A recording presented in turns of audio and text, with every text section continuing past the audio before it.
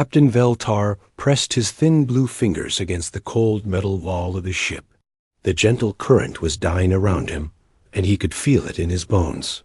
The lights flickered on and off like dying stars. The air was getting thinner with each breath he took. His ship was running out of time. 3 days ago, everything had been normal. The gentle current was carrying a full load of rare spices from the outer worlds to the trading stations near the galaxy's center. It was supposed to be an easy run. The trade routes were safe. Pirates never bothered with merchant ships this. Far from the war zones. Veltar had been wrong. The attack came without warning. 5 black ships dropped out of nowhere and surrounded them. The pirates didn't even ask for surrender. They just started shooting. The gentle current was a trader, not a warship. Its weapons were small and meant only to scare off space debris. Against real fighters, they were useless. The battle lasted 10 minutes. The pirates tore through the ship's hull like it was made of paper. They took everything valuable they could carry and left the gentle current to die in space. Veltar watched them jump away to safety while his ship bled air and power into the void. Now he stood in what was left of his bridge, looking at screens that showed nothing but bad news. Life support was at 30% and falling. The main engines were completely dead.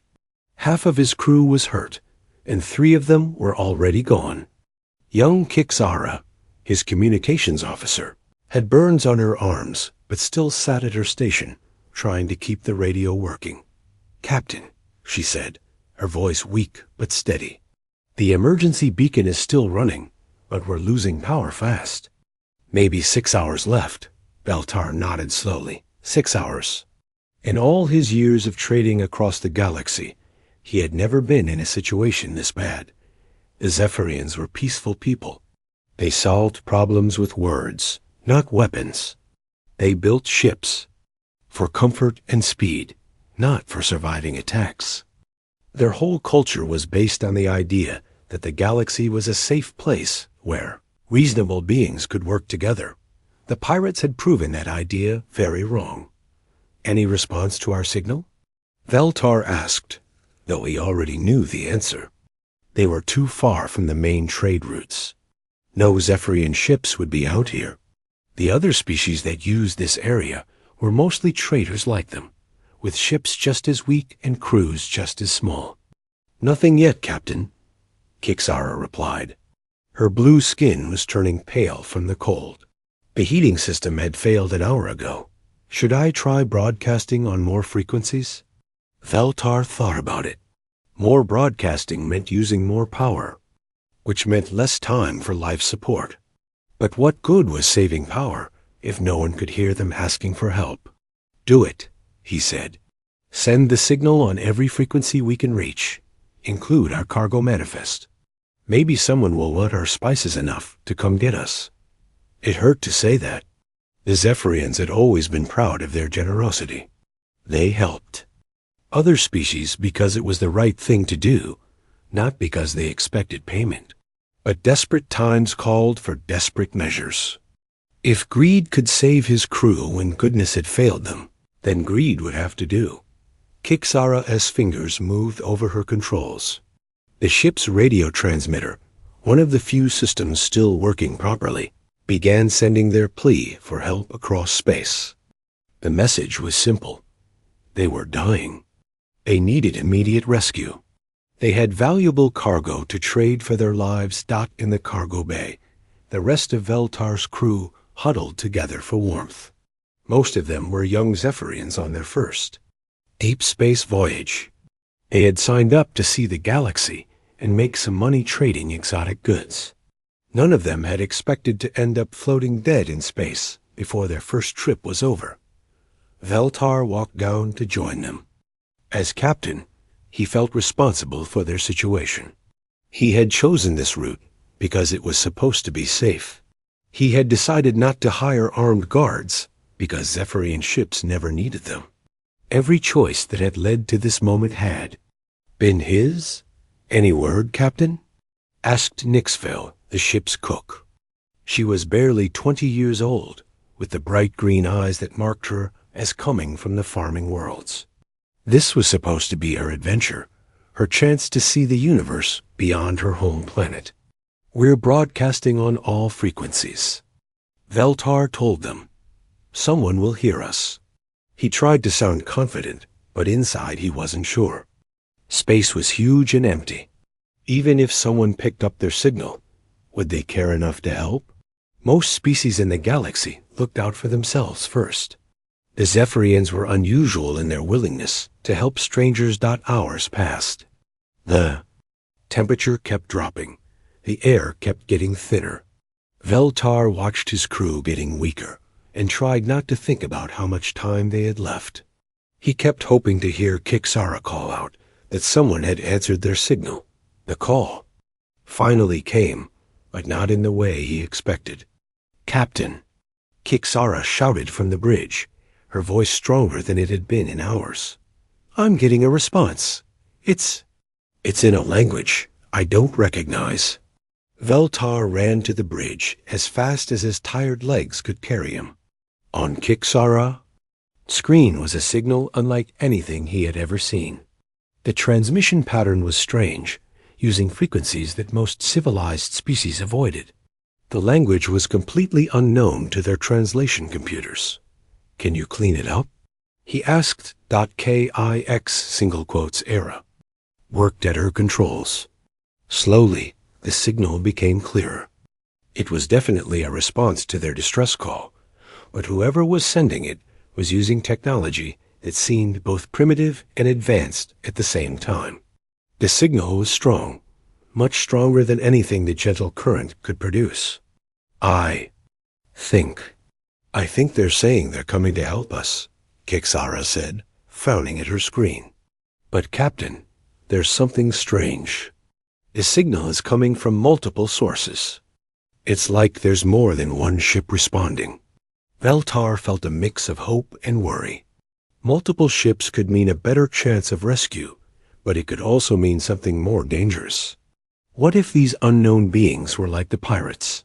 What if they saw a distressed ship as an easy target? But they didn't have a choice.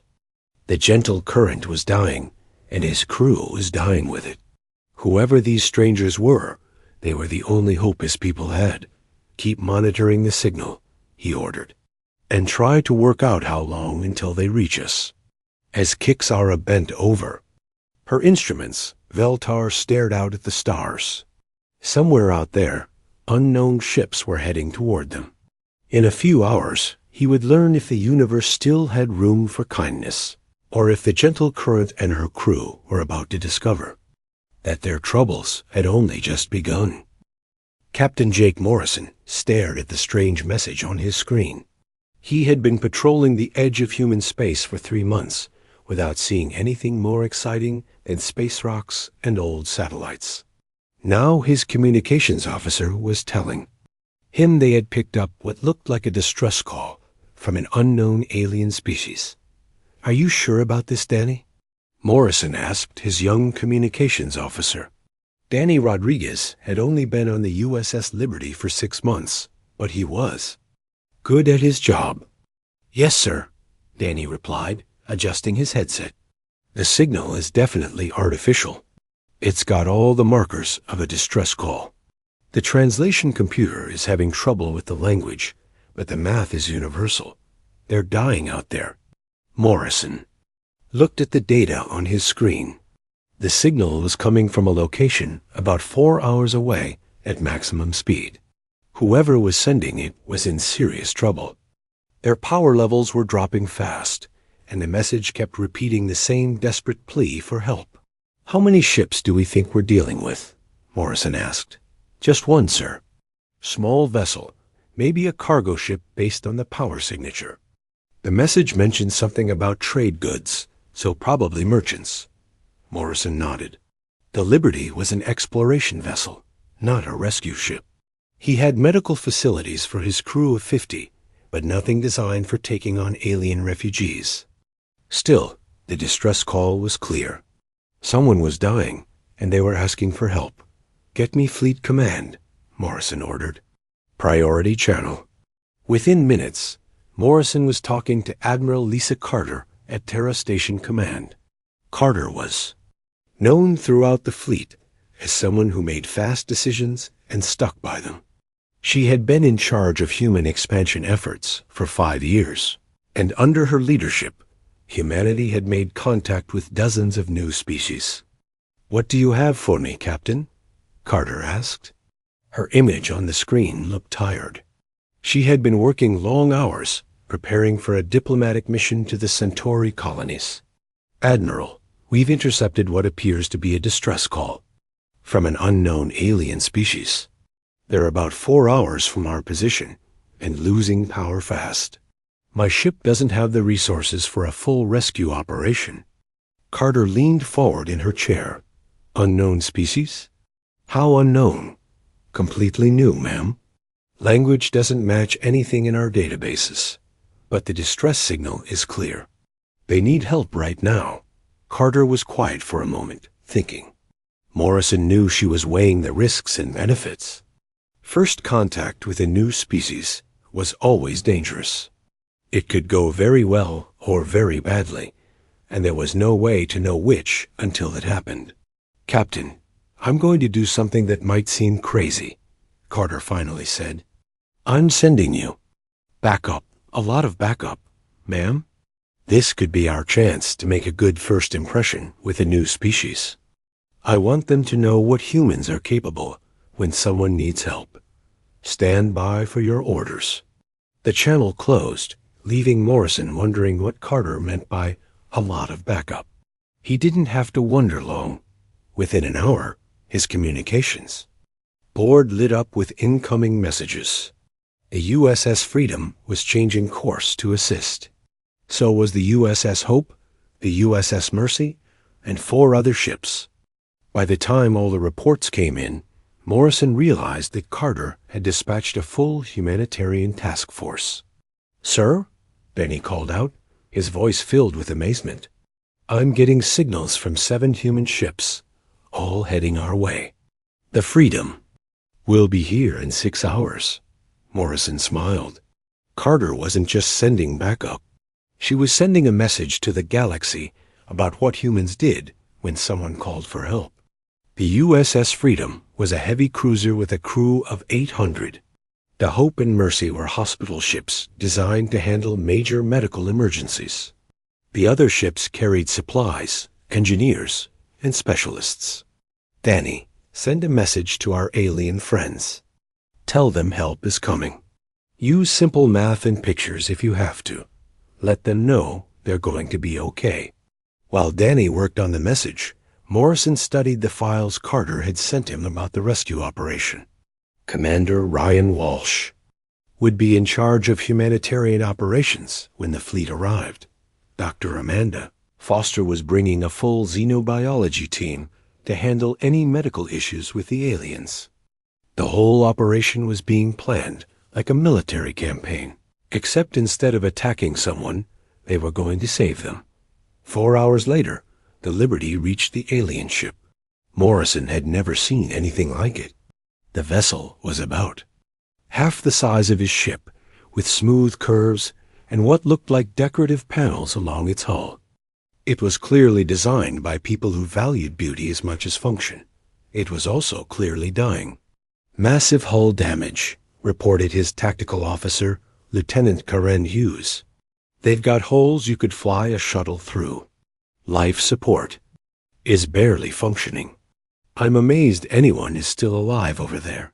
Morrison opened a channel to the alien ship. "Unknown vessel. This is Captain Jake Morrison of the human ship Liberty. We received your distress call. Help is on the way." The response came back in that strange alien language, but the emotion was clear, even without translation. Relief, gratitude, and something that sounded like disbelief. "Captain," Danny said, "I think they're asking how many ships we're sending." Morrison grinned. "Tell them 7 ships with about 3,000 people, all coming to help them.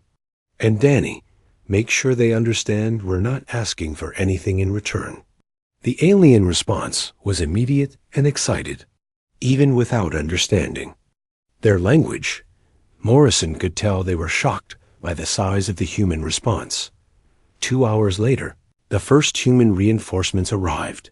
A USS Freedom dropped out of jump space like a metal mountain, its massive bulk dwarfing both the Liberty and the alien vessel. Captain Morrison watched as the alien ship's communications went crazy, probably trying to figure out what kind of species sent ships that big to rescue strangers. "Captain Morrison," came a voice over the radio. "This is Commander Walsh aboard the Freedom. We're ready to begin rescue operations." "What's the situation?" Morrison looked at the alien ship, then at the growing fleet of human vessels surrounding it. In a few hours, the aliens would have 7 human ships working to save them.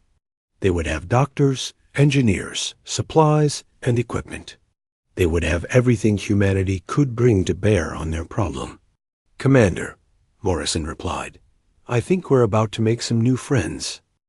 Captain Veltar could barely believe what he was seeing through the small window of his dying ship. Where there had been empty space just hours before, now there were 7 massive human vessels arranged in a perfect formation around the gentle current. Each ship was bigger than anything he had ever seen, and they all seemed to be focused entirely on helping his small crew. The largest human ship, which they called the Freedom, was so big that it blocked out the stars.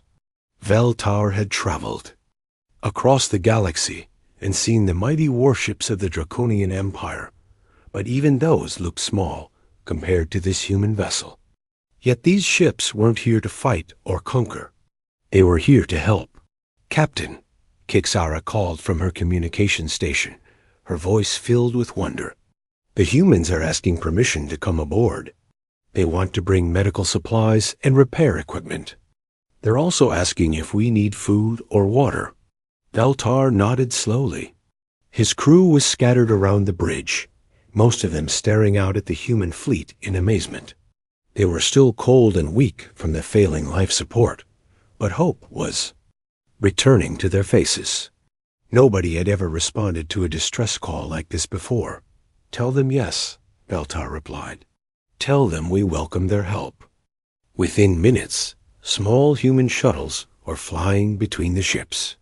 Veltar watched through his window as one of them approached his vessel's damaged docking bay. The shuttle was sleek and military-looking, but it moved carefully, almost gently. As it connected to his ship, the first human to come aboard was a woman in a white uniform with a red cross on her arm. She was tall with brown hair tied back in a neat style, and she carried a large bag of medical supplies. Behind her came 3 more humans, all carrying equipment and supplies. "Hello," the woman said, speaking in perfect Zephyrian. Veltar was shocked. How had they learned his language so quickly? "I am Dr. Amanda Foster. We are here to help you and your crew." Dr. Foster moved through the ship with quick, efficient steps. She checked each crew member, treating their injuries and giving them medicine to help with the cold and thin air. Her assistants, who introduced themselves as Patricia Williams, Tony Rodriguez, and Steve Chun, began working on the ship's systems. "Life support will be working again in 2 hours," Tony told Veltar through the translation device they had brought. "We're also going to fix your engines and patch the holes in your hull. Don't worry about the cost. This service is free." Free. Veltar couldn't understand that word in this context. In his experience, nothing was free in space. Every service, every favor, every rescue came with a price. Species helped each other because they expected something in return. But these humans seemed genuinely surprised when he asked what they wanted for payment. "We don't want anything," Dr. Foster explained while bandaging a cut on Nixval's arm. "This is what we do. When someone needs help, we help them." More human shuttles arrived. Soon, Veltar's ship was full of human workers, all focused on different repairs. They moved with incredible speed and organization. One team worked on the engines while another fixed the holes in the hull. A third team installed new equipment that Veltar didn't recognize. "What is all this?" he asked Steve Chun, who seemed to be in charge of communications. Steve smiled. "Emergency equipment. Backup life support. Better navigation systems. Improved. Radio transmitters. We want to make sure this doesn't happen to you again, but we didn't ask for upgrades. We only asked for rescue." Steve looked confused. "Why would we just fix what was broken when we can make it better? That doesn't make sense." Through his window, Veltar could see even more human ships arriving. The USS Hope, which the humans told him was a hospital ship, had extended a long tube that connected directly to his vessel. Human medical personnel were setting up what looked like a complete medical facility right there in space. Dr. Foster brought Veltar to see the medical setup. It was unlike anything in Zephyrian medicine.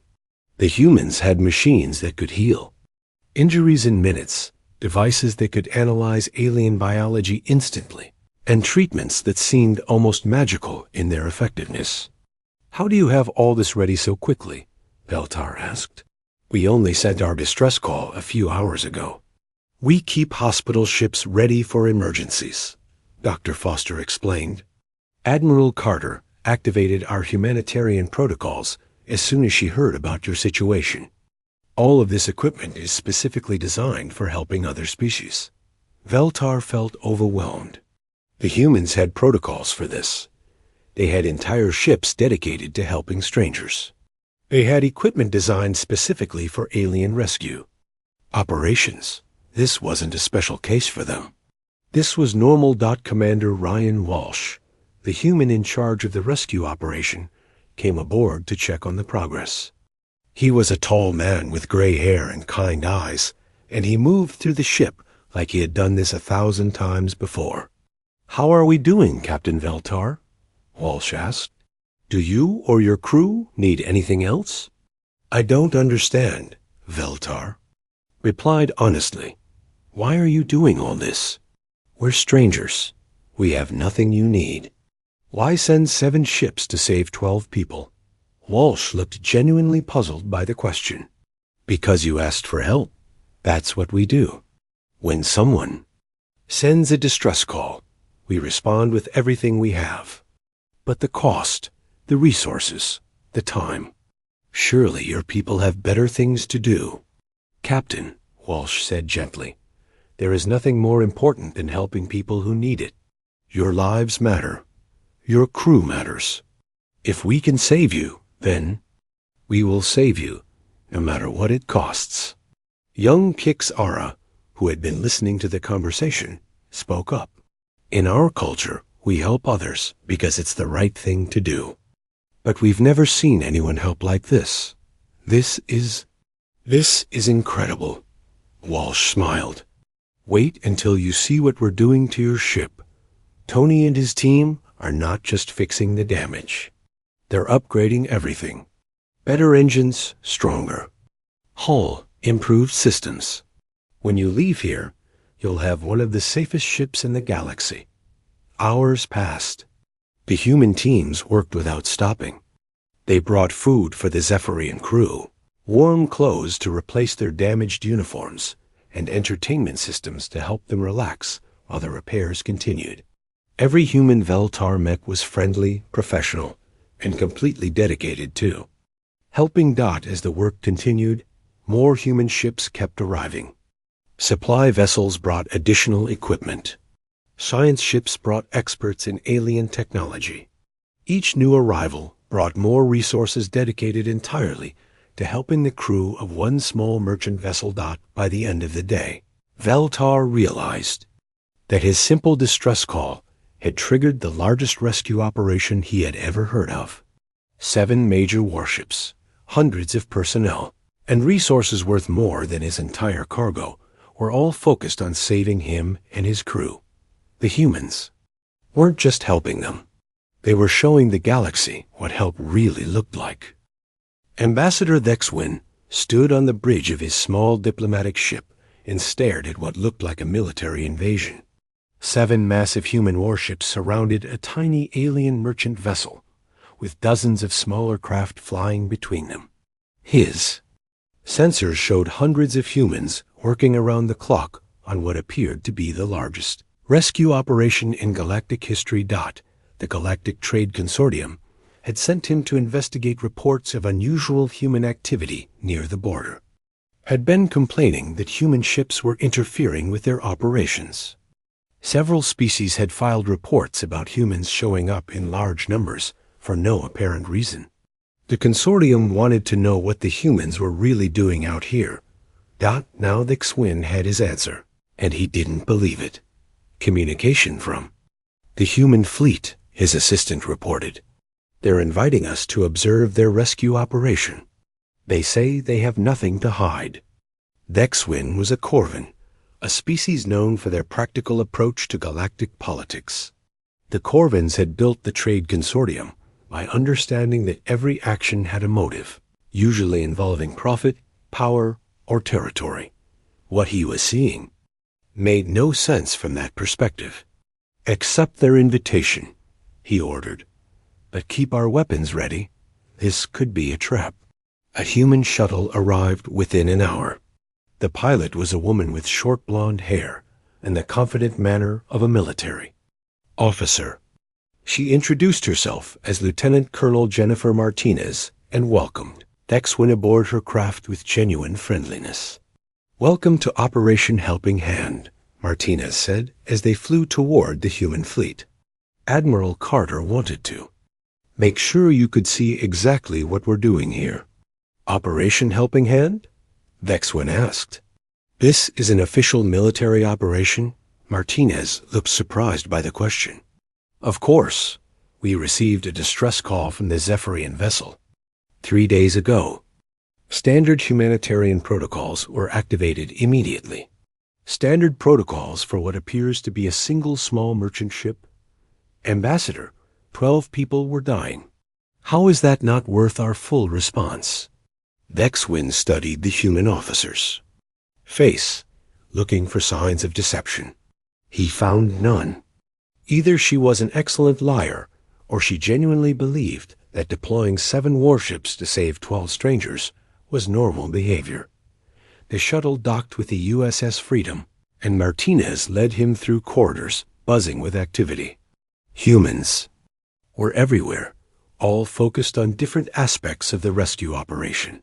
They passed medical facilities where human doctors were treating alien patients, engineering sections where technicians were building custom equipment for the damaged ship, and communication centers where linguists were perfecting translation protocols for future contact with the Zephyrian species.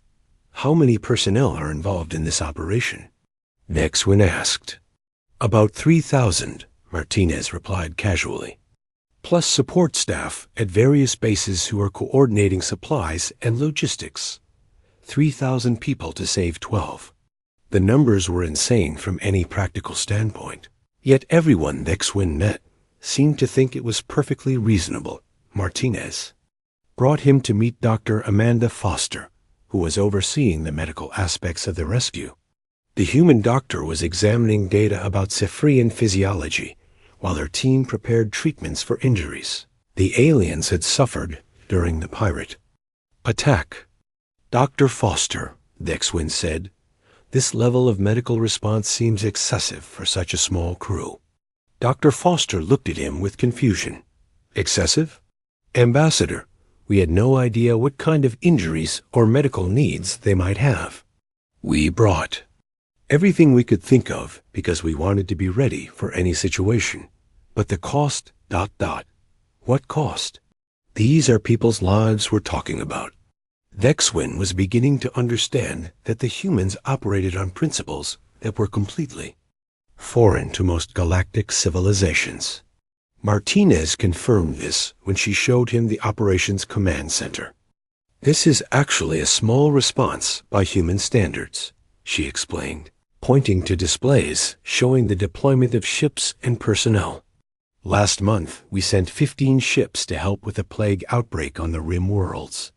2 months ago, we..." redirected an entire exploration fleet to search for survivors of a mining accident. And you ask for nothing in return? Martinez looked genuinely puzzled. What would we ask for? We help people because they need help. That's what civilized beings do. The tour continued to the engineering sections, where Dexwin met Chief Engineer Carl Johnson. Johnson was overseeing the complete reconstruction of the Zephyrian vessel, upgrading every system, while teams of technicians worked around the clock. We're not just fixing the damage, Johnson explained. We're making their ship better than it was before. Better engines, stronger hull, improved safety systems. They'll be safer traveling the trade routes after this. And if they use these improvements to compete with human merchants? Dexwin asked. Johnson shrugged. Good for them. Competition makes everyone better. Besides, the galaxy is big enough for all of us.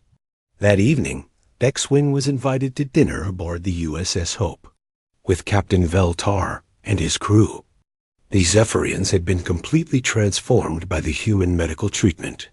They looked healthy, well-fed, and incredibly grateful. Ambassador, Captain Veltar said, I have traveled across the galaxy for 30 years. I have seen how every species deals with others. I have never seen anything like what these humans have done for us. It is unusual, Dexwin agreed. It's miraculous, young Kixara added. They saved our lives, fixed our ship, and made it better than new, and they won't accept any payment. They just keep saying it's what they do. After dinner, Dexwin spoke privately with Commander Ryan Walsh, who had been coordinating the entire operation. Walsh showed him records of other human rescue operations, each one involving massive deployments of ships and personnel to help relatively small groups of people. The USS Endeavour diverted an entire exploration mission to rescue 18 Altarian scientists from a failed colony, Walsh explained. The humanitarian task force Operation Open Door delivered medical supplies to 47 different worlds during the Centauri plague. We've got standing orders to respond to any distress call with everything we can bring to bear. But why? Dexwin asked. What do humans gain from this? Walsh was quiet for a moment, thinking. Ambassador, let me ask you something. If you saw someone drowning, would you throw them a rope? Of course. Even if they were a stranger? Even if saving them cost you time and effort? Even if you knew they could never repay you? Well, Yes. Then you understand what we do. We just do it. With spaceships. Dexwin spent 3 more days observing the operation. He watched human teams work with incredible efficiency and dedication. He saw doctors treating alien patients with the same care they would show their own species. He observed engineers upgrading alien technology, not for strategic advantage, but simply to make the aliens safer. Most importantly, he interviewed dozens of human personnel, from admirals to junior technicians. All of them gave him the same answer when he asked why they were doing this. It was what humans did. When someone needed help, humans helped them. The size of the response was determined by the size of the need, not by calculations of profit or political advantage. On his final day, Dexwin watched the Zephyrian vessel prepare to depart. The gentle current looked like a completely different ship. The humans had not only repaired all the damage, but had added new equipment, better systems, and enough supplies to last for months that Captain Veltar found him before leaving. Ambassador, I want you to know that the Zephyrian Republic will remember what happened here. These humans have shown us what it means to truly help another species. We will be proud to call them friends. As Dexwin watched the upgraded alien ship jump to safety, escorted by human vessels to ensure it reached friendly space, he realized that the galaxy was about to change. Word of this rescue would spread. Other species would learn what humans were capable of when someone asked for help. Some would see it as an opportunity for friendship. Others would see it as a warning about what might happen if they made enemies of such a powerful and generous species. Either way, the humans had just announced their presence to the galaxy in a way that no one would forget. 6 months after the rescue of the Gentle Current, Captain Jake Morrison stood on the bridge of the USS Liberty and smiled at what he saw on his screens. A new distress signal had come in, this time from a Corvin mining ship trapped in an asteroid field. But Morrison wasn't looking at the ship in trouble. He was looking at the rescue fleet that was already responding. The USS Liberty was still there, of course. But flying alongside her were ships from 6 different species. The Zephyrian vessel Bright Hope, commanded by Captain Veltar himself, had been the first to answer the call. Right behind it came 2 Altarian science ships and a massive Corvin supply vessel. Even more surprising were the 3 ships from the peaceful Dalani Federation, a species that had never left their home system until they heard about human rescue operations. "Captain Morrison," came a familiar voice over the radio. "This is Captain Veltar. We have medical supplies and repair equipment ready." "What's the situation?" Morrison grinned. The Zephyrian captain had become something of a legend in the 6 months since his rescue. Instead of returning to normal trading, he had converted his upgraded ship into a rescue vessel and started responding to distress calls across the galaxy. Word was that he had already saved dozens of lives using the equipment and techniques the humans had given him. "Good to see you again, Veltar," Morrison replied. "Corvin mining ship, 12 crew members, trapped by shifting asteroids. They've got hull damage and are losing air." "Understood. We're moving to assist." The rescue operation that followed was like nothing the galaxy had ever seen before. 6 different species working together with the speed and efficiency that humans had made famous. The Altarians used their advanced sensors to map safe paths through the asteroid field. The Corvins provided heavy equipment to move the larger rocks. The Zephyrians handled medical treatment for the injured miners. The Delany, experts in engineering, worked on repairing the damaged hull dot, and the humans coordinated it all, sharing the techniques and protocols they had developed over years of humanitarian operations. The Corvin mining ship was saved in 4 hours. Its crew was treated, their ship was repaired, and they were given supplies and escort ships to see them safely home. The whole operation went so smoothly that it felt routine, even though it involved technology and cooperation between species. That would have been impossible a year earlier. After the rescue, the fleet gathered in space to debrief and share information. Morrison found himself in a video conference with captains from 6 different worlds, all of them working together like they had been doing this for years. "Excellent work, everyone," Morrison said. "A Corvin ship is safely away, and their crew is in good condition." Captain Veltar appeared on his screen, looking proud and satisfied. "Captain Morrison, I wanted to thank you again for what your people taught us. When I sent that distress call 6 months ago, I thought I was just asking for rescue. I didn't know I was asking to become part of something bigger." The changes had started immediately after the rescue of the Gentle Current. Ambassador Thex Wynn had returned to the Galactic Trade Consortium with a report that changed everything. The consortium had voted unanimously to establish the Terran Protocols, new standards for interspecies humanitarian response based on human practices. Within weeks, the Altarian Federation had requested formal cooperation agreements with humanity. The peaceful Altarians had been impressed by human willingness to help strangers and wanted to learn how to do the same thing. They contributed their advanced medical technology and scientific knowledge to joint rescue operations. The Zephyrian Republic had gone even further. They had restructured their entire merchant fleet to include rescue capabilities on every ship. Zephyrian traders now carried medical supplies, repair equipment, and emergency beacons as standard cargo. They had become the galaxy's first humanitarian merchant fleet. Even the practical Corvins had joined the effort.